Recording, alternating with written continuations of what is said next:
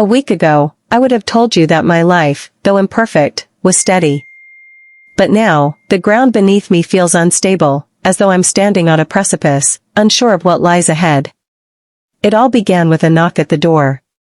I wasn't expecting anyone, and the rhythmic tapping sent a shiver through me. I pulled my cardigan tighter around my shoulders and opened the door to find my son, Alex, standing there. His face was pale, and his eyes were clouded with an emotion I couldn't quite place. "Mom," he said in a barely audible voice, "can I come in?" I stepped aside, concern rising in my chest. Alex had always been strong, independent, strong-willed, fiercely protective. Even at 25, he rarely showed vulnerability. But that day, something in his gaze told me he was carrying a heavy burden. Since his father, Richard, had walked out nearly a decade ago, it had been just the two of us. His departure had left behind more questions than answers, and the silence in our home often echoed with memories too painful to revisit. We moved to the kitchen, where the steady hum of the refrigerator was the only sound filling the space between us.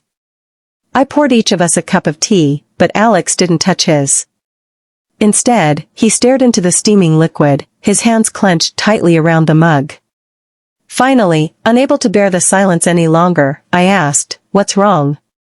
He looked up at me, his eyes filled with a mix of sorrow and confusion.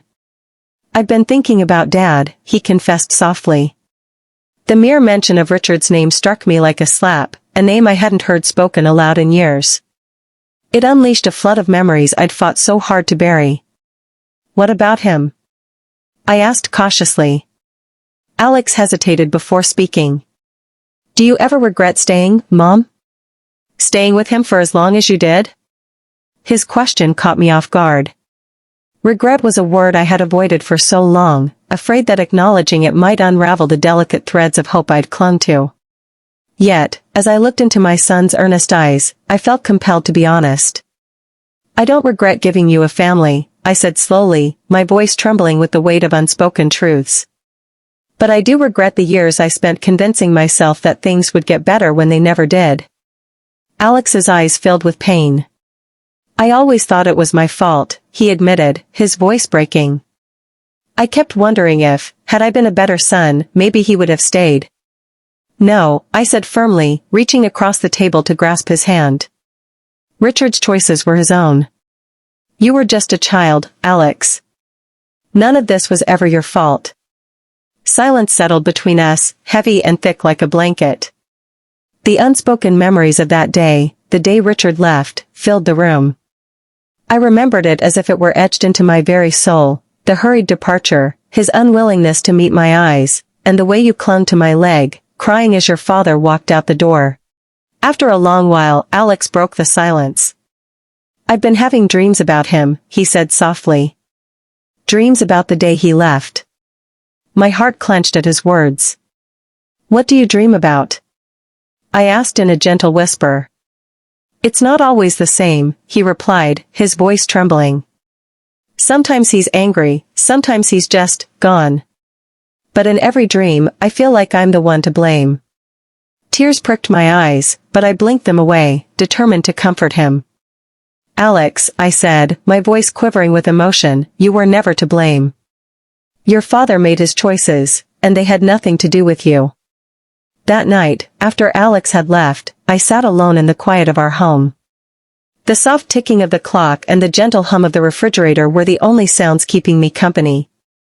I found myself revisiting the years of uncertainty, the pain of abandonment, and the struggle to find solace in a life shattered by loss. The conversation with Alex had reopened wounds I had long thought healed, yet within that raw vulnerability, I sensed the beginnings of something transformative. In the stillness of that night, I made a promise, to him and to myself. I vowed to heal, to release the ghosts of the past, and to build a future defined not by sorrow, but by the strength of love and resilience. Our lives, I realized, were a tapestry woven from both joy and heartache, and every thread, even though steeped in pain, held the potential to remind us of our inner strength.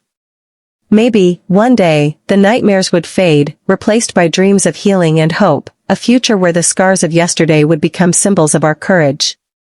Until then, we would continue to share our burdens, finding comfort in the quiet understanding that even in our darkest moments, love remains the guiding light.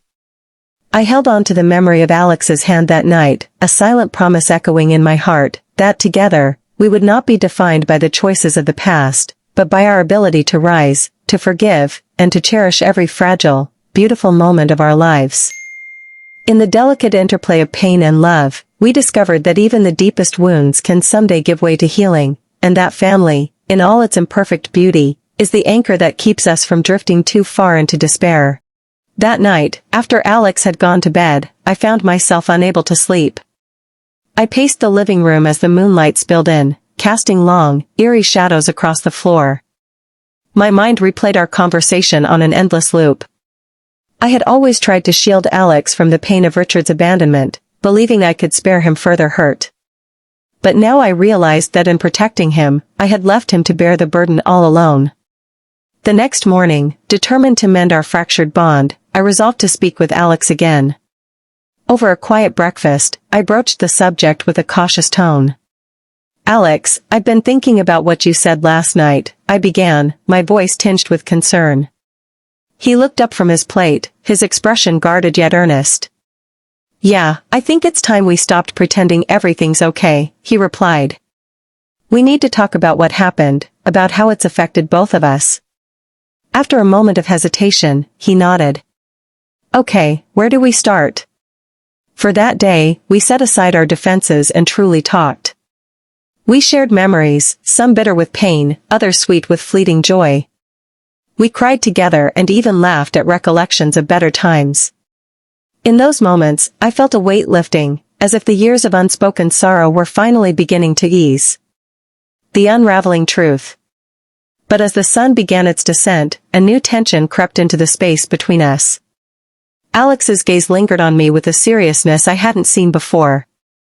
Finally, after a long pause, he whispered, "Mom, there's something else I need to tell you." My heart skipped a beat.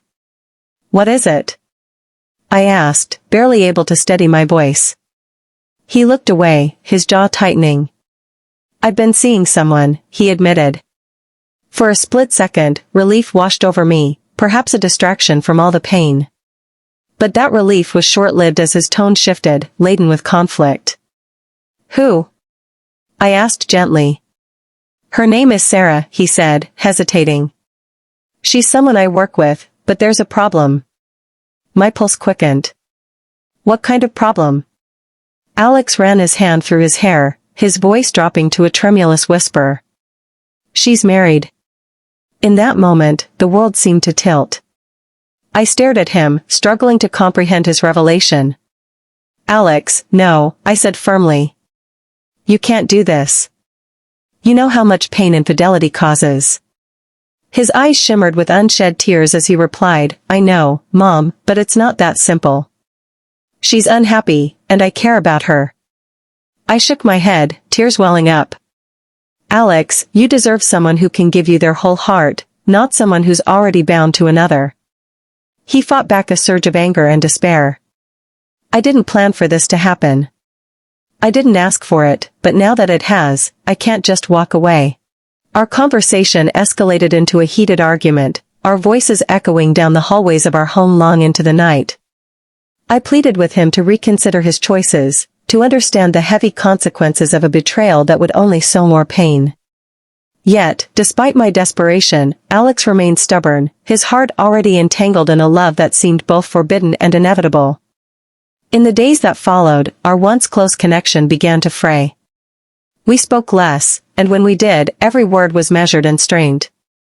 I felt an overwhelming terror at the thought of losing him, as if the gap between us was widening with each passing moment. One evening, as I sat alone in the living room with the crushing weight of everything crashing down upon me, Alex entered quietly. He sat down across from me, his face somber and marked by regret. "Mom," he said softly. Then, taking a deep, shuddering breath, he continued, "I ended it."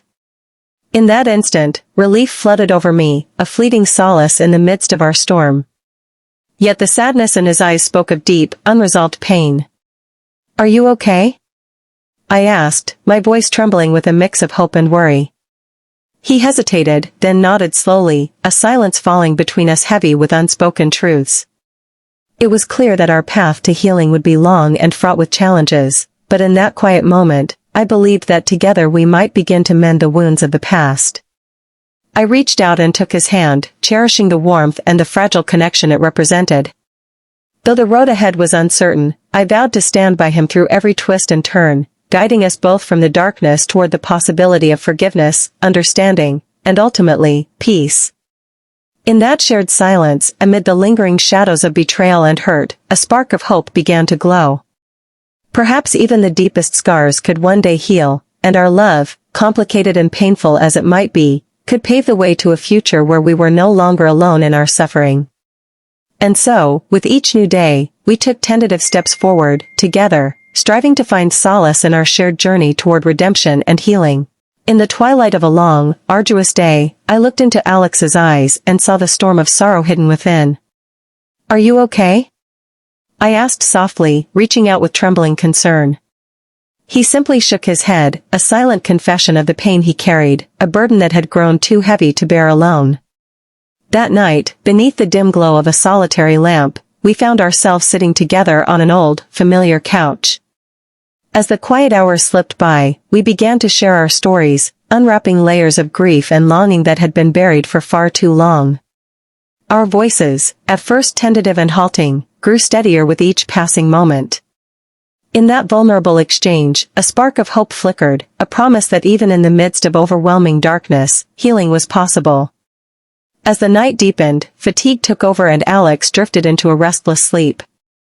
Watching him there, his face softening in quiet repose, I realized how much he had changed. The boy who had once been overwhelmed by despair was no more. In his place stood a man, a resilient soul quietly navigating the intricate labyrinth of life. Every scar etched into his heart was a silent testament to battles fought and survived, each one a mark of his strength and endurance. In the days and weeks that followed, our connection grew deeper and more profound. We became each other's sanctuary, two wounded hearts intertwined by shared struggles. Together, we faced the relentless echoes of our pasts. Each conversation, every tear shed in the quiet of the night, and even the small, tentative smiles were threads that wove a bond unbreakable by hardship. Our journey was fraught with moments of despair. There were days when the weight of old memories seemed unbearable, and nights when the pain threatened to overwhelm us.